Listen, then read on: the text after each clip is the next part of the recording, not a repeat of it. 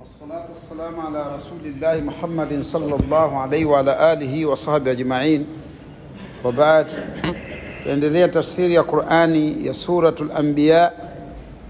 Tulisimama katika aya ya 91 na leo tunaendelea katika aya ya 92 ambayo pamoja na zilizoko mbele yake hadi aya hii ya 92. Allah subhanahu wa ta'ala anaelezea juu ya itihadul ummatu al-islamiyya au itihadi ummati al-muwahidina min al-umam as-sabiqa ila hadhihi umma al-akhirah, kushikamana kwa umma wa izotangulia hadi umma huu katika kilima moja ya tauhidi ya la ilaha illallah. Kwa maana kwamba aya hii inathibitisha kwamba dini yote ni moja tu.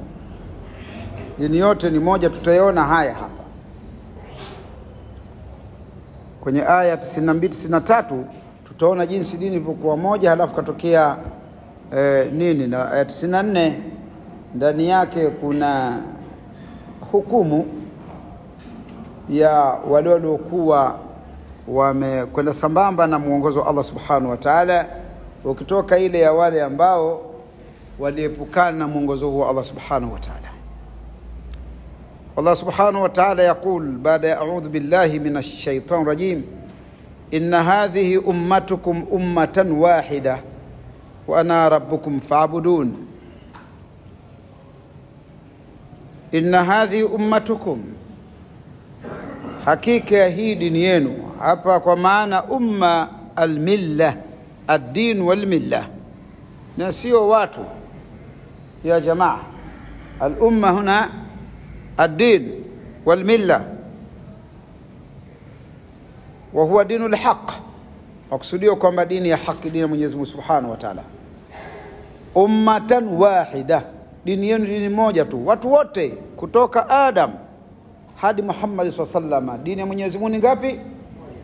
Na ndio maana tunasoma katika Qur'ani, inna ad-dina inda Allah al-islam wa man yabtaghi ghayra al-islam dina falan yuqbala minhu wa huwa fil akhirah min al-khasirin. Mitume yote ilitumwa juu ya dini moja tu, ilitumwa juu ya kauli moja ya kuambia watu anaibudullaha wala tushiriku bihi shay'a. Waliambiwa waambie watu kwamba muabudu Mwenyezi Mungu, msimshirikishe na chochote. Wote hawajakhtilifia. Tumesoma huko, leo tuko juzu hapa ya 19, lakini toka tulipoanza juzu ya kwanza tukapita suratul A'raf, huko ndo tumeona hasa ule mtiririko wa maelezo ya mitume kwa umma zao alivyoeleza Mwenyezi Mungu Subhanahu wa Ta'ala. Na tumeona kwa sura nyingine nyingi, suratu Hud, suratu Yunus, suratu Isra, mtiririko wa namna gani mitume yote ilikuwa katika jambo moja tu. Sasa kama Mungu ni mmoja, vipi ikhtilafiani adiani? Hebu tuangalie. Kama Mungu anayepokeshwa ni mmoja, itakuwaje ikhtilafike kwa ikhtilafu ya dini? Haingia akilini kabisa kwamba Mungu ni mmoja tu na dini itakuwa moja. Ndio maana unaona hata mfumo wa tawala za kidunia, kila nchi ina mfumo wake wa kanuni za kuendesha ile nchi. Tena hizo haiwezekani kwa kuna kanuni 2 au 3 ndani ya nchi moja. Inawezekana kwamba ukiwakutia wengine nchi hii moja barabara hili, wengine kwa kanuni yao wanatembea kuliani, wengine wanatembea kushoto, niambiani tutokea nini? Upande mmoja wengine wanaamua mimi napita huku, na wale wanasema sitapitia huku, nikielekea mjini mimi nitapita huku. Na wale anatoka mjini anasema na mimi madam natokea mjini napita huku. Barabara yote itatembeleka. Sasa kama ambavyo kanuni za dunia haziwezi kuwa ziختلفiane katika mazingira mamoja kama nchi, basi kwa Mwenyezi Mungu ni zaidi. Haiwezekani. Mwenyezi Mungu Subhanahu wa Ta'ala kwa utukufu wake alichokifanya tofauti kwa viumbe ni kinachokisema likulli ja'alna minkum shir'atan wa minhaja. Tofauti ikawa ni ya sheria tu kwa zama na muongozo wa namna ya kumwabudu Mwenyezi Mungu, basi na hukumu za wale watu. Tumefahamiana? lakini ukiondoa hilo dini yote ni moja tu. Ndio maana ya kauli yake, inna hadhi ummatukum ummatan wahidatan wa ana rabbukum fa'budun. Hakika hii dini yenu ni dini moja tu, dini moja tu, na mimi ni Mola wenu, ninyenyekeeni. Ile fa'buduni hapa ni abuduni kwa unyenyekevu kabisa. Sasa baada ya kupita zama na kuendelea, siku hadi siku zinakuja, ikatokea wakati wa baada ya Nabii Allah Ibrahim alayhis salam khasa badala yeye ndio ikaja akazaliwa Nabii Ishaq baada ya Ismail. Ishaq akamzaa Yaqub, ikawa utitiri ule wa mitume aliyopanga Mwenyezi Mungu ikatoka ndani ya mgongo wa nani? Ibrahim alayhis salam, kutirika kwa wanawe na vijukuu vyake. Mitume mingi ya Bani Israeli. Ndani ya Bani Israeli vilishushwa vitabu vitatu vikubwa vyote. Ilishushwa Taurati kwa Musa, ikashushwa nini? Zaburi kwa Daudi, ikashushwa Injili kwa Isa. Wote Bani Israeli. Tumeelewana? Muone jinsi ambavyo taifa hili ni taifa maalumu katika mataifa matatu makubwa yaliyobeba uzito wa mwanadamu aliyoyataja Mwenyezi Mungu ndani ya Qur'ani. Taifa la Bani Israeli ni moja.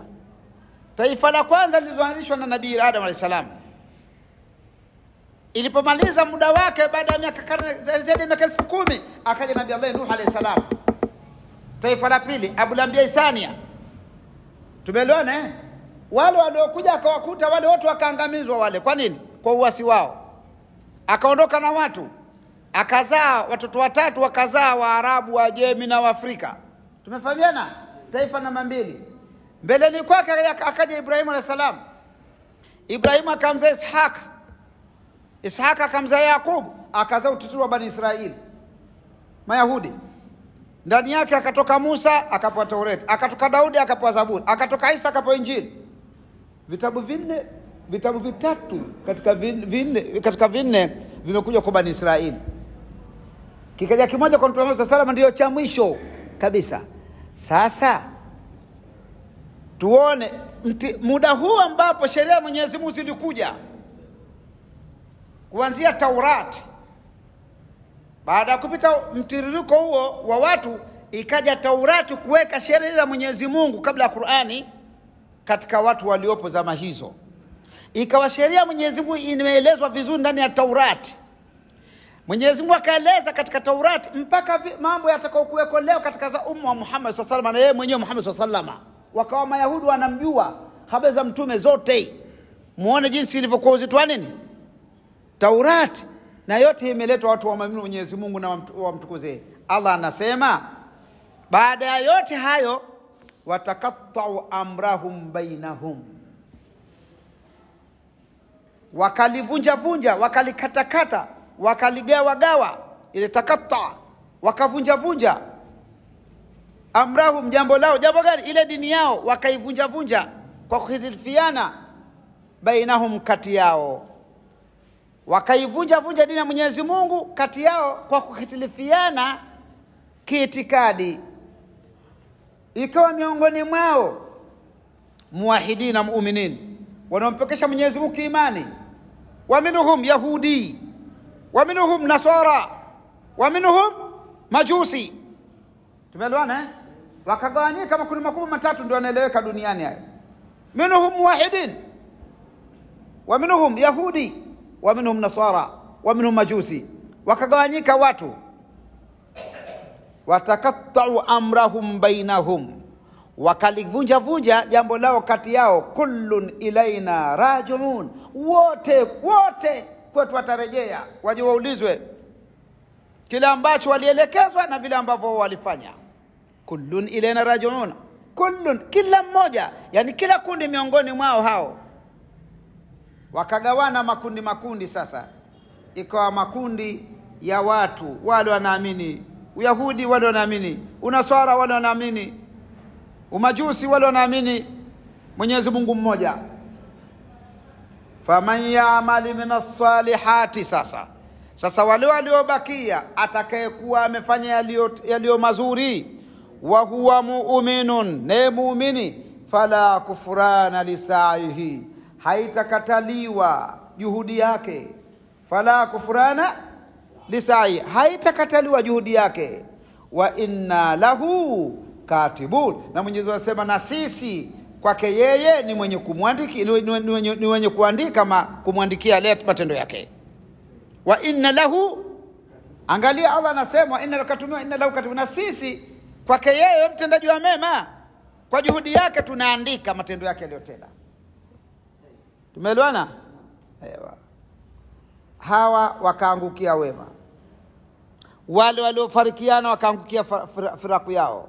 Wa haramun ala qaryatin ahlaknaha annahum la yarji'un. Wa haramun, na ni haramu kabisa, ala qaryatin, juu ya mji, ahlaknaha, tulioangamiza watu wake. Ile qaryatin hutafasiriwa pia juu ya watu. Ahlaknaha, tulioangamiza, lakini kwa sababu kuja ahlaknaha bimaana al-ardh alladhi ahlakna ahliha, allati ahlakna ahliha, ardhi ambayo tumeangamiza watu wake. Annahum, kwamba wao la yajuna, hawatarejea kabisa ulimwenguni. Hii ndio tafsiri sahihi aliyotoa Ibn Abbas, ya kwamba hawatarejea tena ulimwenguni. Tumeelewana? Ibn Abbas katika tafsiri amesema annahu la yarji'un, kwamba hawatarejea tena. Haiwezekani, ni haramu kwamba wowote walioangamizwa katika ulimwengu hawatarejeshwa tena ulimwenguni waje wafanye lolote tena, ndio wamekwisha hao, wasitegemea kwa tarejeshwa. Tumeelewana? Hawawezi wakarejeshwa tena. Annahum la yarji'un, kwamba hawatarejea tena duniani. Hatta idha futihat Yaajuj wa Maajuj, mpaka pale itakapofunguliwa Yaajuj na Maajuj. Wahum min kulli hadabin yansurun, nao kwa kila kishuguu, milima, kitu kilichopanda juu, maeneo yaliyopanda juu ndo hadabin, milima, vichuguu vya mchanga. Tumeelewana? Minyanyuko yote ndo hadabin. Min kulli hadabin, kutoka kila mnyanyuko, yansulun, wanateremka. Watakapokuja kufunguliwa Yajuj wa Majuj, wamefungiwa toka na ni nani? Walifungiwa ni toka Dhulkarnain, tumesoma kwenye suratul Kahfi. Aliwafungia kwa maombi ya watu wakule waliokuwa wakiwatesa. Na huko alikofungiwa si kwamba wazani, wanazana. Allah anawaruzuku. Wakifunguliwa, likifunguliwa hiyo sad, watatapanyika waelekee kila upande, tena makundi kweli kweli makubwa.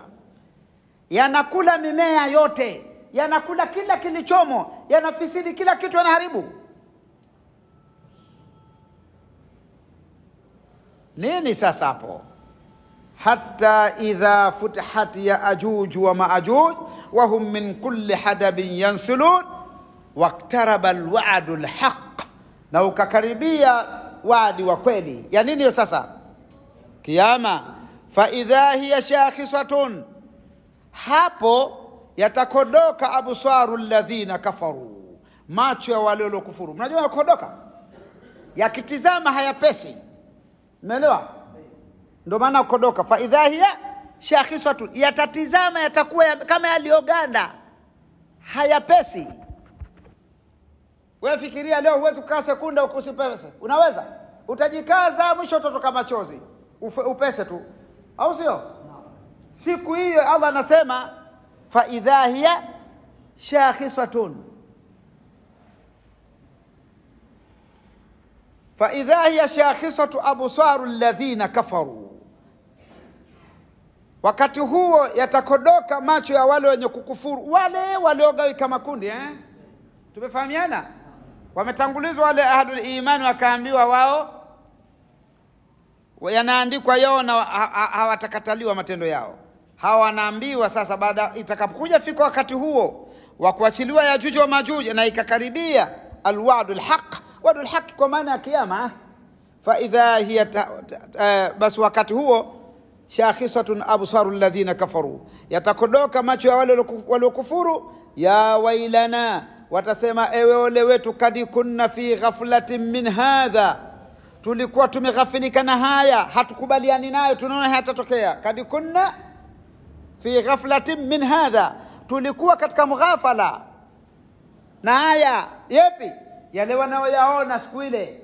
Tumeelewana jamani? Hadha kwa maana yale wanaoyaona, kitu kilicho wazi katika mtazamo wa macho. Hakuna kidanganyifu hapo, hakuna kile macho, kila kitu kipo wazi. Kama unaona kitu kikubwa mbele yako mchana mweupe, unakiona wazi kabisa, watasema ya wailana, ewe ole wetu, kwa maana ya adhabu juu yetu, kad kunna fi ghaflatin, tulikuwa katika mghafala, min hadha na haya, bal kunna dhalimin, lakini tulikuwa wenye kudhulumu nafsi zetu, tulikuwa madhalimu nafsi zetu. Hayo wanajisemea nani? Makafiri Naam. Yakulu Allah tabaraka wa taala, sasa Mwenyezi Mungu anasema kuambia makafiri, innakum wama ta'buduna min dunillahi hasbu jahannama antum laha waridun. Innakum, hakika yenu, anaambiwa makafiri, wama ta'buduna, vile mnavyoviabudia, min dunillahi, badala ya Mwenyezi Mungu, hasabu jahannam, ni kuni za moto, ni kuni za moto, vichocheo vya moto. Antum laha waridun, nyinyi kwenye huo moto mtakwenda tu, mtafika tu, mtaingia. Antum laha waridun, nyinyi kwa huo moto mtauingia.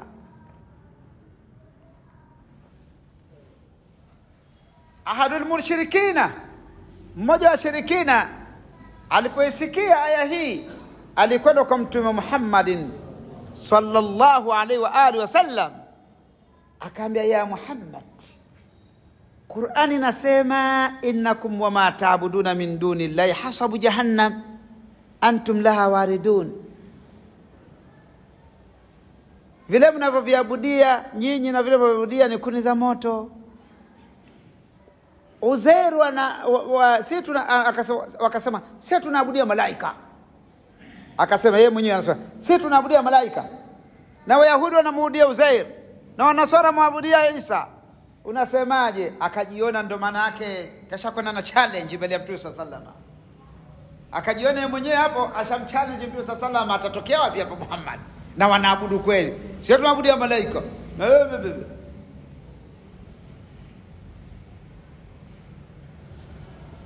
Mtume sasa akaambia, wewe hujui lugha yako, wewe umetajahal na lugha yako.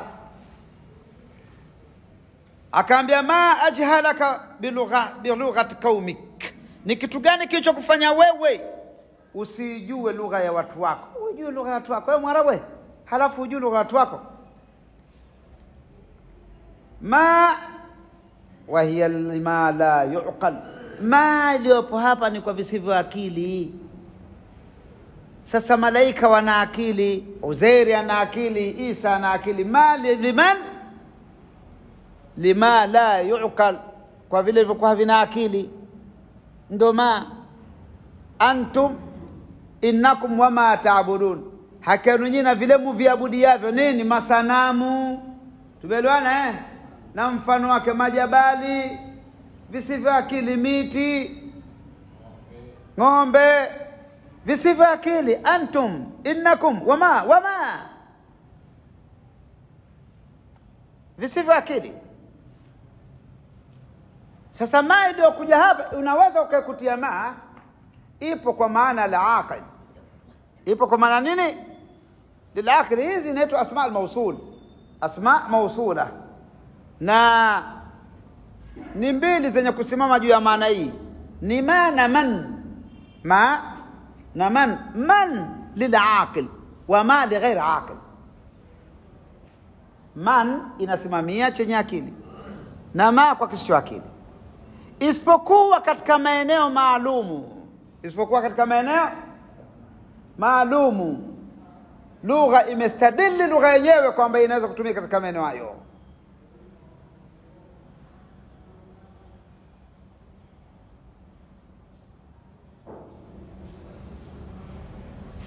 Katika قوله سبحانه وتعالى والشمس وضحاها والقمر إذا تلاها والنهار إذا جلاها wallaili idha yaghshaha, was-samai wama banaha, wal ardi wama tahaha. Ma hizi zote zimekuja kwa maana ya man, kwa maana ya man. Kwa nini? Chukueni hiyo wasomi wa lugha. Kwa nini? Kwa sababu asili ya asma al-mawsul wal ishara wal dhamair tanubu baadhuha baadh, zinakaa kwa niaba moja kwa nyingine. Pale ambapo ilitumika kwa niaba itafanya kazi ya mwenziwe, lakini hapa katika maa hii haikukaa niaba ya chochote. Tumeelewana? Uwe unafahamu hayo. Inawezekana ikakaa kwa niaba. Kwa hiyo hapa maa ile wa mabanaha ni wa man banaha, wasamai, anaapa Mwenyezi Mungu anayapia mbingu na aliyezijenga. Aliyejenga mbingu sanamu ni nani? Ana akili hana? Kwa hiyo maa hapa imekuja kukaa nafasi ya man. Na kama hivyo tele, ndio maana kwa kutojua Kiarabu kuna watu, siku moja nasomesha sehemu tafsiri Suratul Baqara, dhalika alkitabu, kaipokea wapi? Anasema hicho kitabu, wakati ni hichi kitabu, ismul ishara fi makani hadha, dhalika fi makani hadha, la raiba fihi hudan lilmuttaqin. Kitabu gani hicho? Ni Qurani. Sasa inaweza kukaa ismu ishara au dhamiri au mausul moja kwa nyingine. Ukisoma kwenye mutawalat lugha katika nini advance kabisa ya lugha ya Kiarabu utakuta hayo, kama vile alivyofanya Ibn Aqil au katika sherehe yake, utakuta hayo kayatumia. Na wanasema wanazuoni wa lugha, tunawasaidia watu wa lugha, ndio maana tunakuja hapo. Tunawasaidia watu wa lugha, usio ukasokota sokotwa huko nawe ukabaki tena katika hera. Umebaki katika hera maana umepumba hujui useme nini. Shawahidi ya lugha au proofs za lugha zinafanyika kutokana na maeneo matatu tu. Lugha inakuwa approved kwamba neno hili ni sahihi au ibara hii sahihi kwa sababu ya maeneo matatu. Ikiwa lugha hiyo ilitumika, maneno hayo yalitumika katika Qur'ani, Qur'ani imekuja kwa mfumo huo wa lugha, hakatai mtu yoyote. Nani atakataa? Walqa'il huwa Allah, aliyesema Mwenyezi Mungu. Kuna atakayemtia kasoro hapo? Wametafuta watu miaka 1400 iliyopita na 40 na leo watoe kasoro ya 1000 ya Qur'an, wameshindwa. Kuna kasoro hapo? Akisema Mtume SAW ibara hiyo akahusisha useme huo, ndivyo hivyo, hata kama kuna kaida ya lugha itakuwa kaida hiyo ni sahihi. Na yote yamepita. Ndio pale wasamai wa mabanaha akasema nani? Bimaana man. Wafasiri wakabakisha kusema bimaana man, ndivyo ilivyokuja kabisa. Na yako anasema Mtume SAW, niliwasomea hapa hadithi nasema la witirani fil laili. Kauli ya Mtume SAW, witirani ni muthana. Wanaojua lugha, witirani nini? Asili ya muthana kwa sababu ingeliwa la nafia li jinsi iwe mansubu au sio? Unajua lugha, la nafia jinsi kazi yake tunsabu lisim. Witirani iwe mansubu iwe witiraini, kwa sababu muthana yote inasubika kwa nini? Kwa ya. Muthana inarufaishwa kwa alifu na kunasibishwa na kujurishwa kwa ye. Sasa vipi hapa Mtume asema la witirani wakati ismul jinsi iwe la witiraini ilivyo? Sasa utakataa kisha sema Mtume wewe sivyo? Utasema sivyo? Wama tukana hawa utasema sivyo? Iwe wewe bora zaidi unavyosema lugha unayofahamu lugha kuliko Rasulullah sallallahu alaihi wasallam. Hoja ya pili, au wamesema Waarabu wenyewe katika fani hasa ya mashairi. Waarabu wenyewe wa asili wakisema maneno yao wao ndio wenyewe. Hivi atakuja aliyekuwa ametoka Ulaya akasoma Kiswahili aje akushinda wewe uliyezaliwa hapo, wala hujachanganyika na watu wengine kusema Kiswahili chenu katika vocabulary? Utampa vocabulary asijue. Sawa? Akitoka huko anajua kifungua kinywa breakfast, wewe utamwambia nini? Kisabeho au sicho? Yeye atakijua hicho. Sahihi nini hapo? Kisabeo. Au sivyo? Hivyo ndivyo lugha. Wale watu wa lugha wenyewe ndio wana usahihi wa lugha. Kwa hiyo kwa mfumo huo lugha ya Kiarabu inatumika hivyo. Majnuni Laila akaimba mashairi yake. Majnuni Laila anatumia kwa hadithi sana. Sasa siku moja yake mapenzi yana matatizo nayo kweli kweli. Jamaa akapumbazika kumpenda mwanamke wa jamaa zake wakataa kumuozesha. Alikuwa kitwa Lele wa mwanamke, Lela. Akahamishwa hapo mji mwingine kwa jamaa zake. Sasa akawa anapita anawaimbia watu anavompenda Lela. Mwisho siku akaona ndege, yange wanapita. Akasimama na akawa anawaimbia. Sasa anasimulia aliposimama anawaimbia anasimulia anasema bakaitu ila sibil qata idh maranna bi faqultu wa mithli bil bukai jadiru. Anasema siku moja asasisha kwa na akili kisha poa. Anaambia nililia kualilia yange. Huitwa yange wale Kongo weupe. Si mnajua? Nililia kualilia ndege jamii yange hawa. Wakati waliponipitia nikamwambia asibil qata hal man yu'iru janahu. Enyi kundi la yange kuna atakania ziba mbawa zake laali ila kadiman hawaitu atiru ili kwa yule ninempenda mruke nende. Sasa angalia hapa katumia man kawaambia nani? Je, vipi tunasemaje hapa? Si sahihi? Sahihi Waarabu wenyewe watu wa lugha yao. Huwezi kukataa hapo. Tumefahamiana? Tunazungumzia mtu sasa anamwambia wewe vipi wewe? Wewe umesahau mjinga wa lugha ya jamaa zako. Unakuwa mjinga kwa lugha ya jamaa zako mali ghairi aqil. Ya masanamu yenu si Uzair, si Isa wala si malaika. Innakum wama ta'buduna min dunillahi hasabu jahannam antum laha waridun. Akaona atamshinda Mtume sallallahu alayhi wasallam akaambia hebu nenda huko. Naam.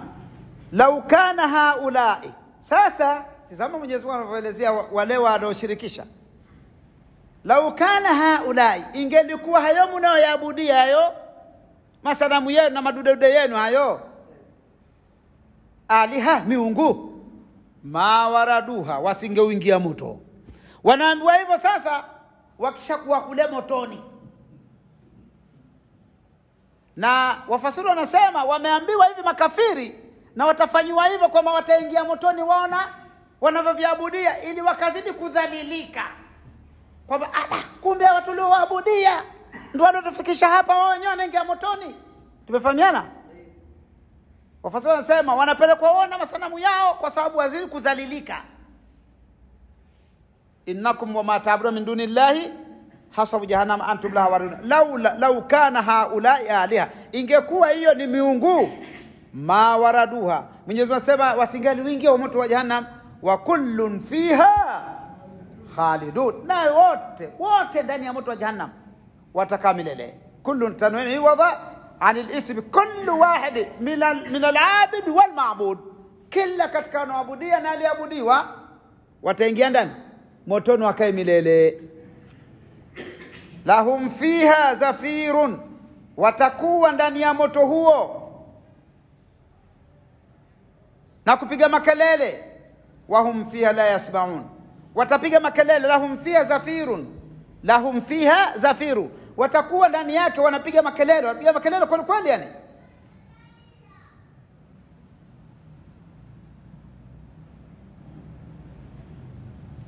Watatoa sauti za mingurumo. Ile zafiru ni sauti, na zafiru ni sauti kama vile ya radi au chochote. Wanatoa sauti za vitisho kama ingelikuwa watu wanazisikia. Lahum fiha zafir ni sauti ya kitisho kama vile sauti ya simba. Umeelewa? Ile inaitwa zafir.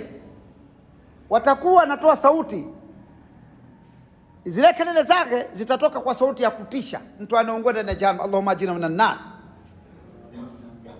Allahumma ajirna minan nar. Wahum fiha la yasmaun, wahum fiha, wao watatoa sauti zisikike, lakini wahum fiha, lakini wao ndani ya ule moto, ule ndani ya moto hawatasikia sauti zao. Mnajua kwa nini? Mnajua kwa nini? Kwa sababu wanaoingia motoni wote wanafanywa viziwi. hawatasikia chochote. Umeelewa? Wote, Qur'an imethibitisha hivyo kwamba wale wanaoingia motoni wote watakuwa viziwi, hawatasikia sauti zinazotoka ndani ya moto wa Jahannam, lakini wao watatoa sauti zitasikika. Wahum fiha, nao ndani ya moto wa Jahannam la yasmaun, hawatasikia chochote. Kwa sababu gani? Wamefanywa summa, viziwi, wa bukuman wa umya. Thumma qala Allah tabaraka wa taala innal ladhina sabaqat lahum minnal husna ulaika anha mubadun.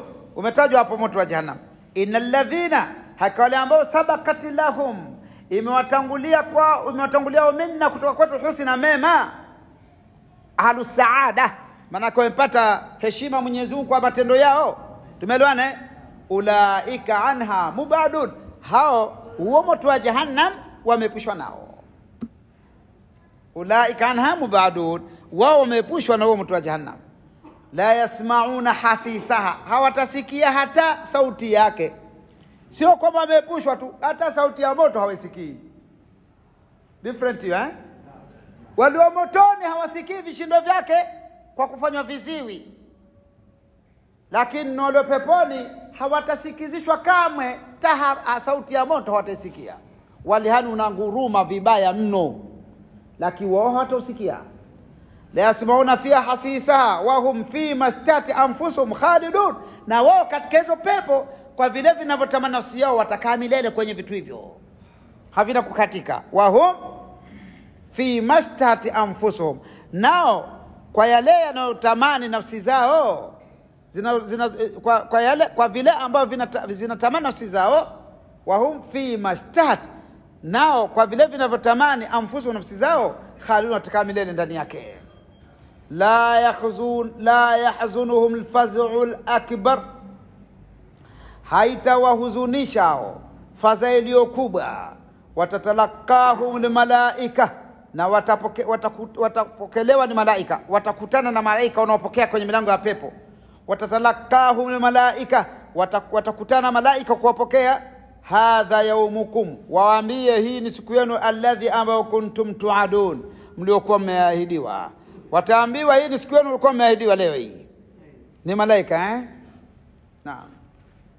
Tuende watu wache hapo, tumalizie siku ijayo. Juu yenu hapo eh? Haya, kama kuna swali tafadhali.